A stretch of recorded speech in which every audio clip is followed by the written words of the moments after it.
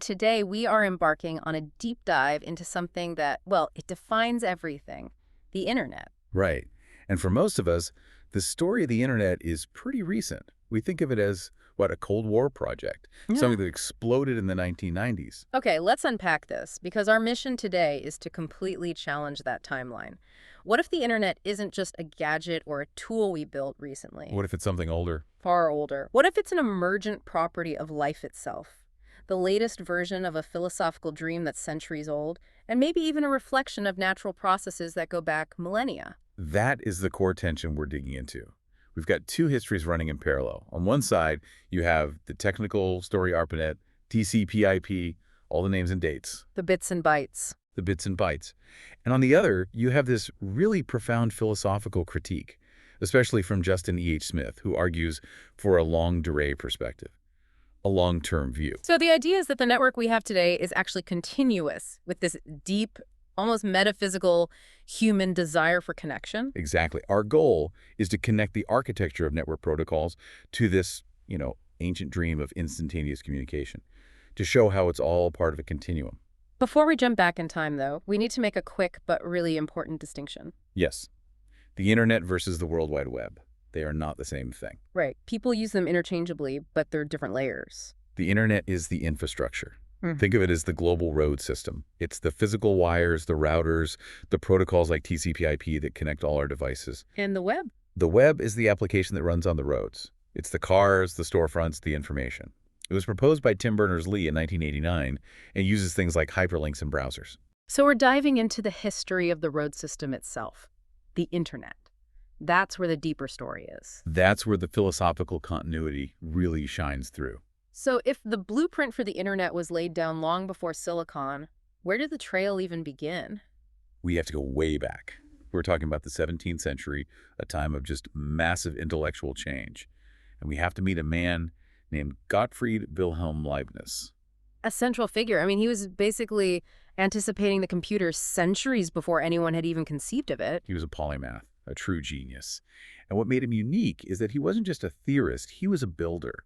He wanted to mechanize reason itself. And he actually built a machine to do it. That's right. By the mid-1670s, he had a working reckoning engine. It was a gear and wheel calculator, but it was way more advanced than Pascal's. It could multiply and divide. But the truly revolutionary step wasn't just crunching numbers. It was his insight into binary. Zeros and ones. That's the conceptual leap that makes him the grandfather of computing. He understood that if you can encode numbers, you can encode anything, all of human knowledge. So his machine wasn't just for arithmetic. It was for, what did you call it? Concept crunching. He believed a machine fed information in a rigorous binary language could literally perform logic. It could formalize thought. And he didn't stop there. He took it into the realm of networking. It's incredible, isn't it? He actually envisioned connecting two of these machines at a distance. Telecommunication.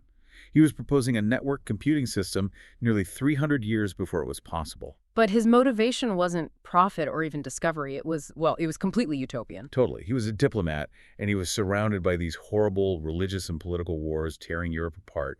He thought the root of all conflict was human passion and messy language. So he thought a machine could solve that. Yes. He imagined that warring empires or churches could just input their arguments into the machine and say, calculemus, let us calculate.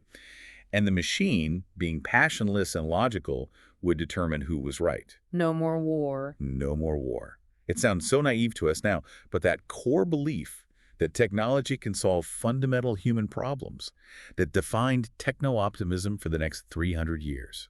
And this is where that philosophical critique from Smith really comes into focus. It does. He argues that this optimistic dream, this belief that we could outsource our worst impulses, finally shattered in the mid-2010s. When the internet, which was supposed to be this engine of truth, became a machine for amplifying bias, disagreement, and misinformation.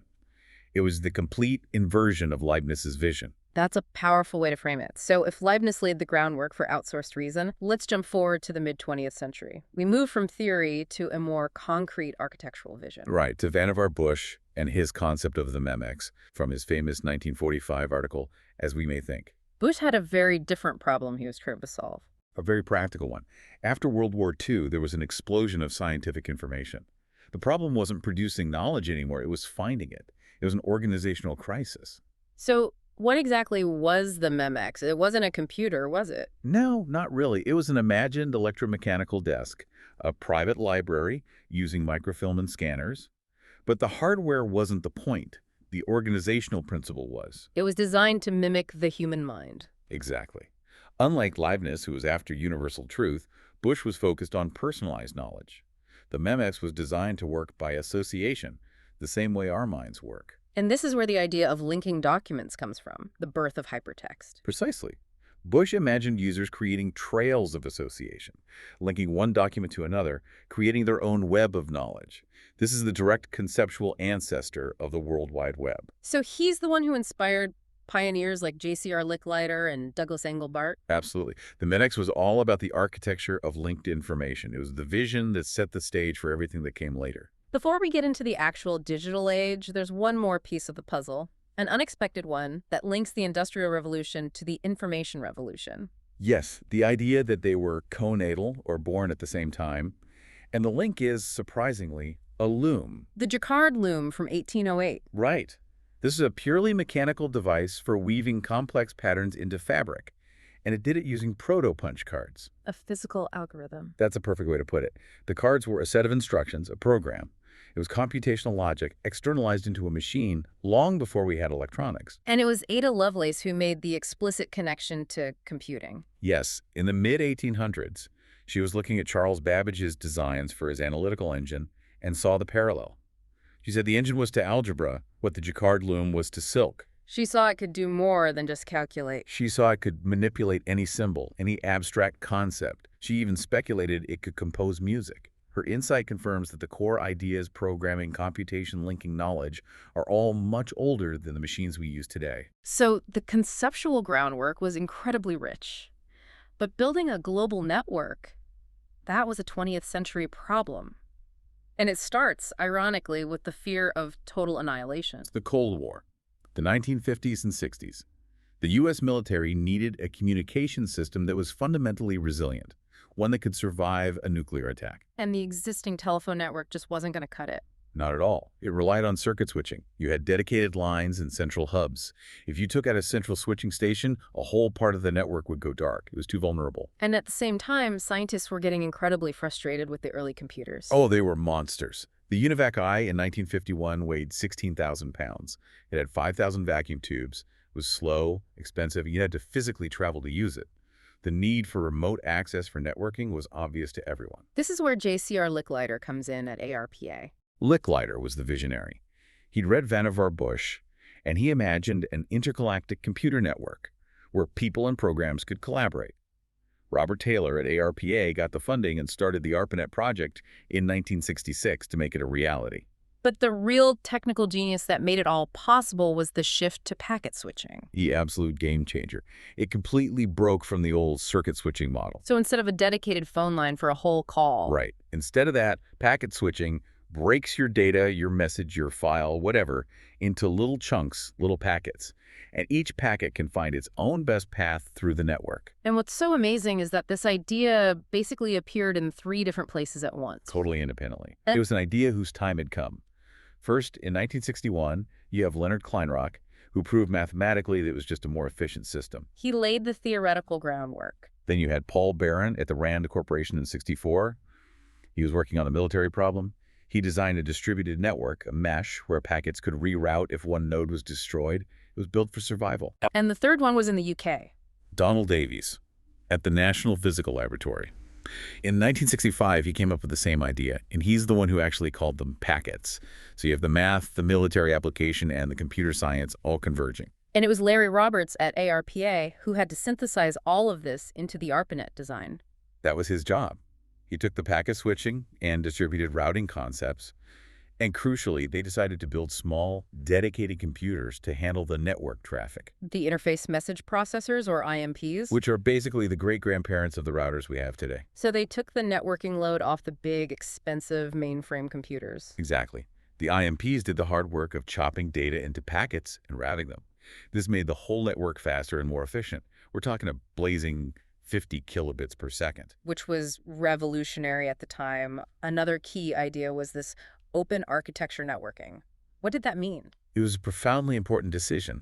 It meant that the internet itself wouldn't be one single network. It would be a network of networks. So ARPANET could connect to a satellite network or a radio network. And they could all have their own different internal technologies. The open architecture was the meta-level agreement that allowed them all to talk to each other as peers. It guaranteed the system could scale. We have to talk about that first message in 1969.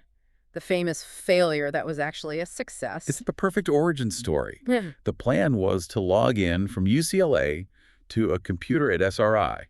So they just had to type log in. Simple enough. You'd think. They typed L, it worked. They typed O, it worked. They typed G, and the whole system crashed. So they only sent 2 letters. But in those 2 letters, they had proven the concept. They proved you could send data in packets across a decentralized network. The revolution had begun, even if it started with a crash. Here's where it gets really interesting. The network starts to grow. It even goes international by 1973. And the problem changes. The problem is no longer can we connect. It's how do we manage all these different connections? You have all these different networks speaking different languages. It was chaos. And a project in France called Cyclades had a key insight here. A brilliant insight from Louis Pouzin and his team. They argued that the network itself should be simple. All the complexity, all the error checking and making sure packets arrive in the right order, that should be the responsibility of the computers at the edges. The end devices. The hosts, yes. Keep the core of the network dumb and fast and make the endpoint smart. This end-to-end principle was hugely influential. And this leads us directly to Vint Cerf and Bob Kahn, the architects of the modern internet. They're the ones who created the unifying language. In 1974, they published their research, synthesizing everything learned from ARPANET and Cyclades. They wanted a protocol that could run on top of any network. Wire, radio, satellite, it didn't matter. And this became TCP/IP, but it was originally one protocol, right? TCP. It was. But they later split it into 2 specialized layers, and this was a stroke of genius. You have the Transmission Control Protocol, PCP, and the Internet Protocol, IP. So TCP is the quality control. Exactly. It breaks the data into packets and makes sure they're all reassembled correctly and in order at the other end. And IP is the postal system. It's the addressing and routing. It just gets the packets to the right global address. That separation of duties is what makes the system so robust and flexible. And the official switchover, January 1st, 1983, when ARPANET adopted TCP/IP, that's considered the real birthday of the internet. That's the moment the modern internet as we know it came online. The DoD mandated it for all military networking, and it became the global standard. I love Vint Cerf's analogy for what they were doing. It's perfect. He said he saw his role as a city planner. He wasn't directing traffic. He was helping build the roads, the infrastructure that gets things from point A to point B. He said they were thinking globally from the very beginning. They weren't just building a research project. They were building a planet-wide utility. A neutral, general-purpose infrastructure. That was the vision. So if the internet is continuous with this deeper history of life, its structure should reflect that. This brings us from the mechanics to the more organic systems-level view, to cybernetics. Cybernetics is the theoretical bridge. Norbert Wiener coined the term in 1948. He defined it as the study of control and communication in the animal and the machine. The idea that the same fundamental principles apply to both. Exactly. The key concept is feedback and recursion, a system that monitors its own output to regulate its input and maintain balance. Think of a simple thermostat. Or James Watt's governor on the steam engine. A perfect example. So cybernetics lets us see the internet not as a static machine, but as a dynamic, self-regulating system. A giant adaptive nervous system. And this connects directly to the idea that nature had telecommunication networks long before we did. Yes. Smith, the philosopher, argues that our experience of the internet just validates a metaphysical worldview that all things are already connected. We're just building a technology that reveals that pre-existing reality. And the parallels in nature are striking. They're everywhere. The most famous one is the mycorrhizal fungi network, the Wood Wide Web. It connects trees, it shares nutrients and information. It's a decentralized biological information highway. The internet's structure is almost a direct copy of that. It is. Resilient, redundant, distributed. Or think about sperm whale clicks, which can travel clear across an ocean. That's natural telecommunication on a global scale. Right. Or moth pheromones. It's all data transfer. It's all data transfer. Life has been building networks for millions of years. We just found a new medium to do it in. And the evolution of the internet's architecture mirrors this organic growth. It wasn't just engineered, it had to adapt. It was forced to. As the network grew, the first routing algorithm they used just broke. It couldn't handle the scale. The routing tables got too big. So like a growing organism, it developed a more complex, specialized structure. Exactly. They replaced the single system with a hierarchical one. You have an interior gateway protocol, or IGP, that manages traffic within a single region, like a university campus. Local street. Right. And then you have an exterior gateway protocol, like BGP, that manages traffic between those regions. That's the global highway system. It allowed the network to scale in a modular, adaptive way. And it's still evolving. The shift from IPv4 to IPv6 addresses is part of that? The system is constantly responding to its own growth. IPv4 gave us about 4.3 billion addresses, which seemed like a lot at the time. But we ran out. We ran out. So the system had to evolve. IPv6, with its 128-bit addresses, gives us a number of addresses so vast it's hard to even comprehend. It's a system adapting to survive and grow, just like an ecosystem. This brings us to the critical moment, the transition from this collaborative academic network to the commercial giant we know today. The early killer app was just simple communication. Email started as early as 1965. And through the 70s and 80s, all these independent research networks proved how useful electronic communication could be. But the real commercial leap was around 1995. That was the pivotal moment. The NSFNet backbone was decommissioned. That was the last piece of government infrastructure, and it had restrictions on commercial traffic. Once it was gone, management shifted to private companies like Sprint and AT&T. And the whole philosophy changed. Overnight, it went from a shared resource for research to a proprietary service for profit. And this happened right as the World Wide Web was exploding. The timing was perfect. Tim Berners-Lee's vision for the web, combined with the easy-to-use Mosaic browser in 1993, opened the floodgates. The number of websites went from about 100 to 100,000 in just 3 years. The network became ubiquitous, but its purpose was now fundamentally economic. And this is the betrayal of the Leibnizian dream that Smith talks about. Right. Smith says that technology itself is neutral. The failure is the economic model we chose. The dream of a machine for outsourcing reason led instead to what he calls digital peril. Characterized by artificial stupidity and the rise of the attention-seeking industry. He argues that the biggest industry in the world is no longer oil or manufacturing. It's the corporate extraction of a single resource: human attention. An economy designed to keep us distracted, fragmented, and always scrolling. It systematically compromises our ability to focus, to think deeply. Our own attention has been turned from a personal faculty into a commercial asset to be mined and sold. It's an incredible paradox. A system built to enhance knowledge is now used to fragment it. But Smith does point to one rare success story. Wikipedia. It's a great counterexample. He says it works because of these minor structural components that resist vandalism and commercialization. It's maybe the closest thing we have to Leibniz's original vision of a universal collaborative encyclopedia.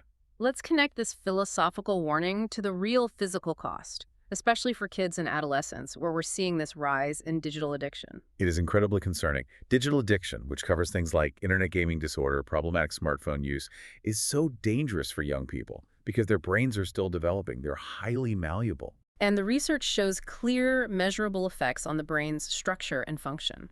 The evidence is mounting. We're seeing changes in gray and white matter volume, in the thickness of the cortex, and in how different brain regions communicate with each other. And one area is consistently impacted more than any other. The prefrontal lobe, or PFC, Yeah. this is the CEO of the brain. It handles planning, impulse control, decision-making.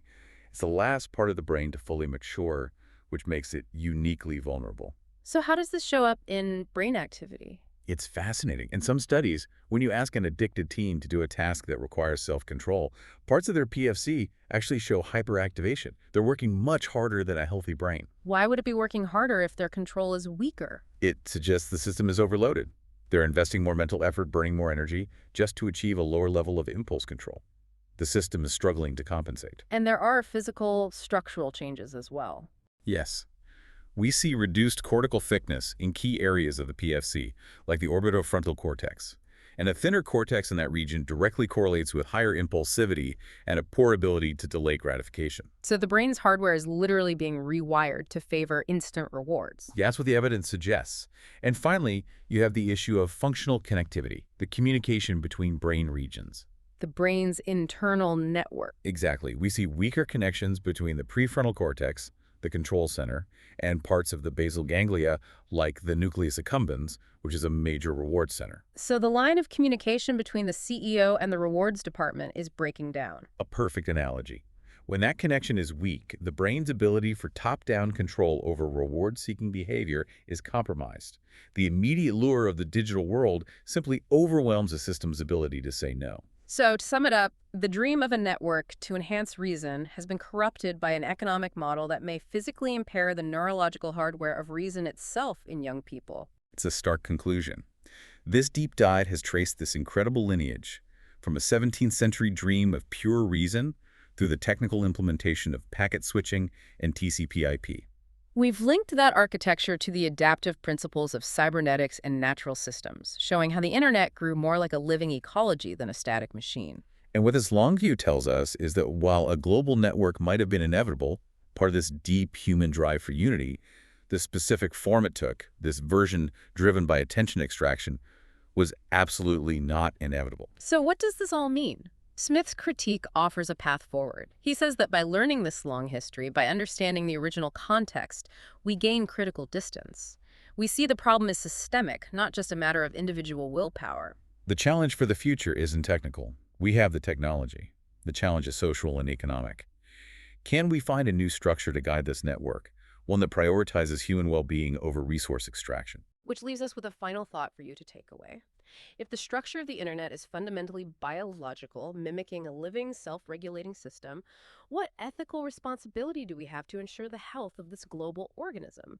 And what happens to our own capacity for reason and deep thought when we allow its growth to be driven by forces that actively impair the cognitive control centers of our youth? That is a question we all need to calculate.